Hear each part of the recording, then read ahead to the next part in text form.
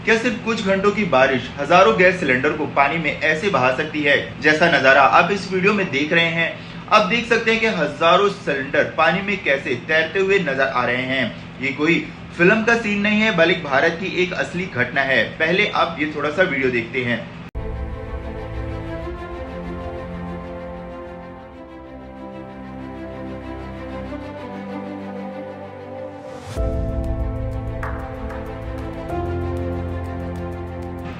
नदी में पानी के साथ हजारों गैस सिलेंडर बहते हुए नजर आ रहे हैं। ये नजारा शायद आपने अपनी जिंदगी में पहली बार ही देखा होगा। ये घटना महाराष्ट्र की है, जहां पर एक एलपीजी के गोदाम में बारिश के दौरान भारी पानी घुस गया और उसके बाद ये कुछ हुआ जो आप वीडियो में देख रहे हैं। बता दें कि ये करीब 3000 सिलेंडर हैं जो पानी में इस तरह से बह गए। सोचिए, जिस गैस सिलेंडर को हम अपने घरों में बड़ी सावधानी से रखते हैं, जिसके इस्तेमाल पर बहुत सारी सावधानियां भी हमें बताई जाती हैं, वही सिलेंडर अगर हजारों की संख्या में इस तरह से खुलेआम बह रहे हैं तो आपको समझ आता है कि प्रशासन की यहाँ पर कितनी बड़ी लापरवाही है। ये मामला सीधे सीधे सार्वजनिक सुरक्षा से जुड़ा हुआ बन जाता है।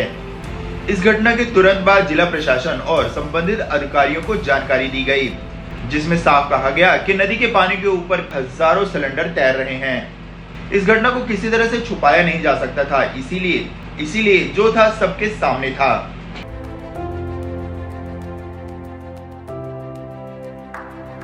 लेकिन हर साल मानसून आने से पहले सरकार और प्रशासन तैयारियों के बड़े बड़े दावे करते हैं। कहा जाता है कि बाढ़ प्रभावित इलाकों की पहचान कर ली गई है, संवेदनशील स्थानों पर निगरानी बढ़ा दी गई है और सभी विभाग अलर्ट मोड पर हैं।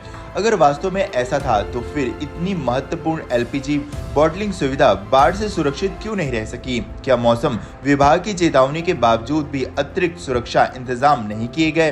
क्या बाढ़ के खतरे का पहले से ही आकलन नहीं किया गया था? क्या इतनी बड़ी संख्या में सिलेंडरों को सुरक्षा स्थान पर ले जाने की कोई व्यवस्था नहीं की गई? ये सवाल हैं जिसका जवाब जांच पूरी होने के बाद ही सामने आएगा। लेकिन आपको तो पता ही है कि इंडिया में जांच चलती रहती है और कोई भी निष्कर्ष नहीं निकलता, क्योंकि ये सिर्फ 3000 सिलेंडरों का नुकसान नहीं है, ये उन लाखों लोगों की सुरक्षा का मामला भी है जिनके गाँव और बस्तियों के पास ये नदी गुजरती है। अगर कोई ऐसा क्षतिग्रस्त सिलेंडर बहकर किसी आबादी वाले इलाके में पहुंच जाए और कोई बड़ी दुर्घटना हो जाए तो भला उसका जिम्मेवार कौन होगा? इसी खतरे को देखते हुए प्रशासन लगातार लोगों से अपील कर रहा है कि ऐसे किसी भी सिलेंडर से दूरी बनाए रखें और तुरंत अधिकारियों को सूचना दें। लेकिन आपको तो पता ही है कि इंडिया में लोग कैसे हैं, ऐसी चीजों पर वह फट से टूट पड़ते हैं और अपनी सुरक्षा का भी ध्यान नहीं रखते। इस घटना ने एक और बड़ी बहस शुरू कर दी है। क्या हमारे देश में महत्वपूर्ण औद्योगिक प्लांट बदलते मौसम और बढ़ती प्राकृतिक आपदाओं का सामना करने के लिए पर्याप्त रूप से तैयार हैं या फिर नहीं? क्या मौजूदा सुरक्षा मानक अब भी पर्याप्त है? और क्या अब समय आ गया है कि ऐसी औद्योगिक इकाइयों की सुरक्षा व्यवस्था की दोबारा समीक्षा की जाए? फिलहाल संबंधित एजेंसियां नदी में बह रहे सिलेंडरों की तलाश कर रही हैं। उन्हें सुरक्षित तरीके से वापस लाने का काम भी जारी है। साथ ही पूरे मामले की जांच भी शुरू हो चुकी है ताकि ये पता लगाया जा सके कि आखिर इतनी बड़ी घटना कैसे हुई और भविष्य में इसे दोहराने से कैसे बचा जा सके। इस घटना ने एक बार फिर यह दिखा दिया है कि प्राकृतिक आपदाओं के समय केवल दावे काफी नहीं होते, असली तैयारी वही होती है जो संकट आने से पहले जमीन पर दिखाई दे रही है। अब सबकी निगाहें जांच रिपोर्ट पर है। क्या इसमें केवल बाढ़ को जिम्मेदार माना जाएगा या फिर सुरक्षा व्यवस्था और प्रशासनिक तैयारियों की भी समीक्षा होगी? इसका जवाब आने वाले दिनों में आपके सामने आ जाएगा।